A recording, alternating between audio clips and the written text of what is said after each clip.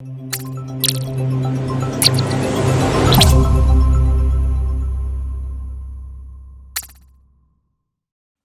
everyone. So in this video, what I'm going to be covering is a new idea, a very specific situation, a specific question, and just sort of how to approach it. And that question is called the Chinese Postman Problem. And what this question is basically asking is, in a weighted graph, what is the most efficient way that I can travel along every single edge that is in that graph and still start and end at that exact same vertex? So what that basically means is, if we have a graph that's Eulerian, it's pretty easy. You just do an Eulerian circuit, which means you travel along every single edge and still arrive at the vertex that you started at the end. So that is what happens if it's Eulerian. If it's semi-Eulerian, you can't actually do that because there's no such thing as an Eulerian circuit where we can visit everything once. We have to backtrack on at least one edge. So even if it's neither Eulerian or semi-Eulerian, same logic applies. We'd have to backtrack at some point because it is impossible to visit everything exactly once. So what the Chinese Postman Problem is, the way to approach it is to look at what's the most efficient thing that we can backtrack on. So I think the best way to sort of look at this is to go through a question. So first things first, the key to answering these kind of questions is to look at the degree of every single vertex. So let's look at vertex A. Degree is 3. Vertex B, the degree is 2. C, degree is 2. D, degree is 1, 2, 3. And E, the degree is 2. So we can observe in this case that vertices A and D have odd degree. So we know it's not Eulerian. It is semi-Eulerian, but it is not Eulerian. So because of that, we know that we need to double up. We need to revisit a path from A to D twice. We always need to pair up any vertices that have odd degree. And that is generally the rule with the Chinese Postman Problem. When we have vertices of odd degree, we need to sort of backtrack and go from one odd degree vertex to the other and back. That's just a general rule. We have to backtrack at that point. So what that means is, or the weight of the most efficient path, most efficient route, I should say, will equal. So if we think about it, we know that we need to go from A to D twice. So we need to figure out what's the most efficient way to get from A to D, or D to A. We can go this way, 1, 2, 3, but that would result in 1 plus 3 plus 2, which would result in 6. Meanwhile, we could go this way, which would be 2 plus 1, which is 3. Or we could go direct from A to D, and that's 2. And that is the most efficient way. So we know that we are going to do this track twice. This is going to be our unique route. So the rest of it will be fine. If we double up on this route here, connecting A to D, and we do that route twice, we will be able to establish a solution for the Chinese Postman Problem. So the most efficient route will be, we visit every single edge. We visit every single edge, which is going to be 1 plus 3 plus 2 plus 2 plus 2 plus 1, 4, 1 plus 3 plus 2 plus 2 plus 2 plus 1. All of that plus the extra route we are doing, which is going to be this route again. So that is 2. So that is going to total up to 5, 6, 8, 10, 11, 13. Good. So the most efficient route is going to be 13 units. But then let's think of an example for that. So generally speaking, we want to start at a vertex that has an odd degree. So let's start at A and let's think, what is the best way that we can go around? So let's go A, B, C, D. So A, B, C, D. And then go E, A, E, A. And then we go to D. So what we've done is this. So we haven't done this. And then we immediately backtrack and we're back at A again. And we can see that we have fulfilled Chinese Postman Problem, the most efficient way to visit every single edge and still start and finish at the same vertex. So what this is basically saying, I'll reiterate, in the Chinese Postman Problem, what we're just trying to do is we're trying to find the most efficient place to backtrack or to visit twice. And we will always only ever backtrack in a pairing between two vertices of odd degree. All the ones that are even, we do not need to backtrack with. But there are different ways we could have gone. We could have gone this way, we could have gone this way, or we could have gone this way. It's always about just finding the most efficient route. And in this case, it happens to be the most direct route. So that would be an example route of what we could do, and this would be the unit length of doing that route. Okay, so let's do another example, but make it a bit more complicated. What if there are more than 2 degrees of odd? What if there are more than 2 vertices of odd degree? So first things first, once again, to solve the Chinese Postman problem, we need to count the degrees. So A has degree 3, B has degree 3, C has degree 3, D has degree 3, E has degree 4.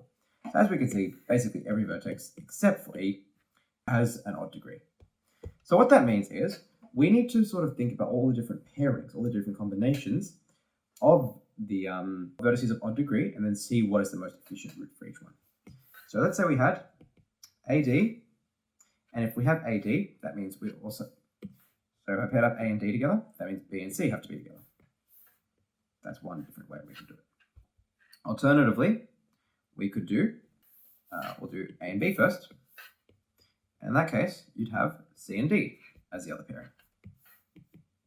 So I'm just pairing all the vertices, all the different ways we could do it, such that we are pairing all the vertices of odd degree.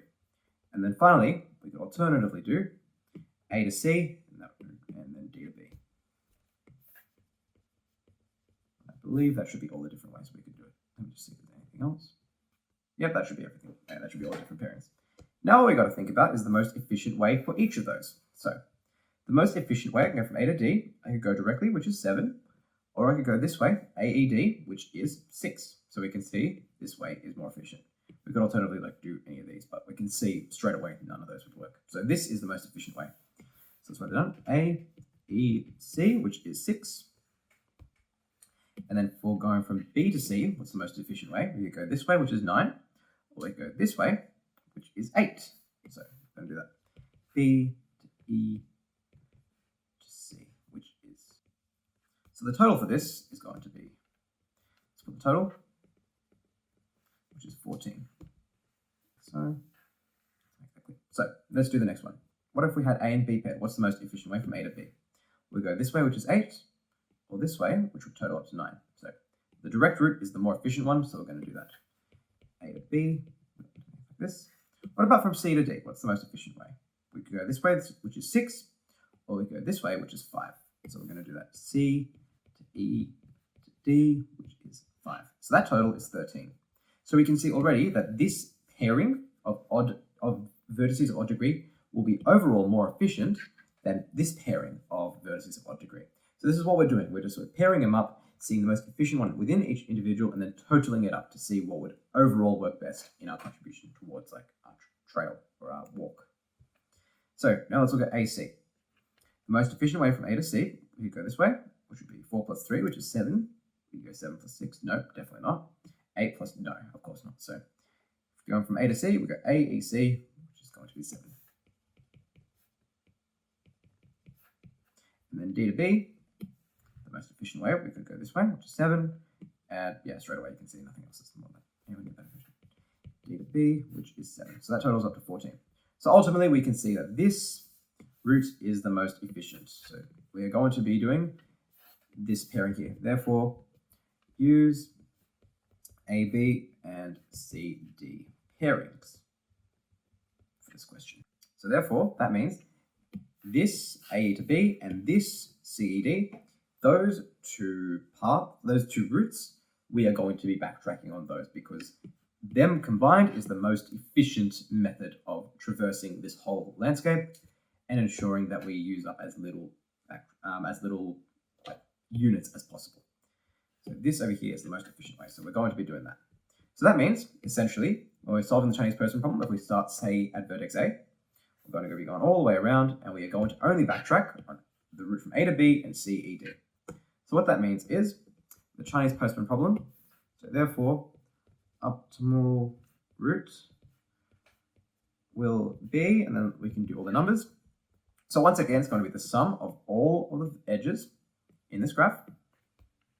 So 7 plus 2 plus 4. 7 plus 2 plus 4 plus 6 plus 3 plus 6 plus 3 plus 9 plus 5 plus 9 plus 8 plus 4. No, plus 8. I realized I'd already done that 4. So that should be all of them. So I've just written up all of the vertices, all the edges summed up. And then what we also got to do is we've got to add in these two roots that we backtrack on. So plus 8 plus 5. So plus 8 plus 5. Or just plus 13, because we know that sums up to 13. Plus 13. So well, then we can put this on a calculator or do it in our head. I believe this should be 7 plus 13 is 20. 22 plus 4 is 26. Plus another 6 is 32. Plus another 3 is 35. Plus another 9 should be 44. Plus another 5 is 49. Plus 8 should be 57. So the optimal root should be 57 units long. And then I can actually just think of an example solution for that.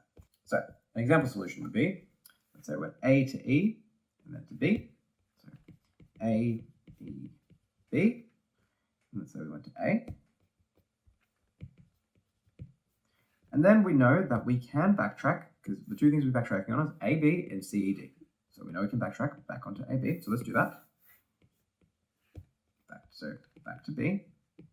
And then let's see what else we can. We know we're also backtracking on CED twice. So let's go up to C.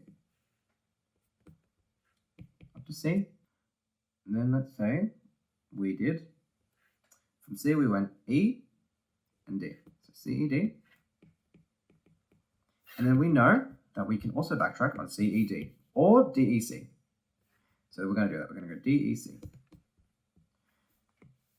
Back to E, and then back to C. So we went. So I'll go do a recap. We did this, and back, up, down, up. And then we know we can backtrack, so we're going to backtrack that. And that way we can tick that off, and we finished. So then we go from C to D, and then back to A. C to D, and then back to A. So what that essentially shows is that we have created a route where we have started and ended at the same vertex. We have visited every single edge, and we've done it in the most efficient way possible, where we only had to do 2 overlaps, and we made sure it was the most efficient combination of those overlaps, that being this and this. We didn't do this because, as we can see, 3 plus 2 is more efficient than 6. And we did that mathematically through these methods. So that concludes my coverage on looking at the Chinese Postman problem. In my next video, I'm going to be looking at a new idea called the Hamiltonian graphs. So Eulerian is going to be a focus on edges, and the way I remember it is E for Eulerian, E for edges, while Hamiltonian is going to be looking more at the vertices. So I'll see you all in that video.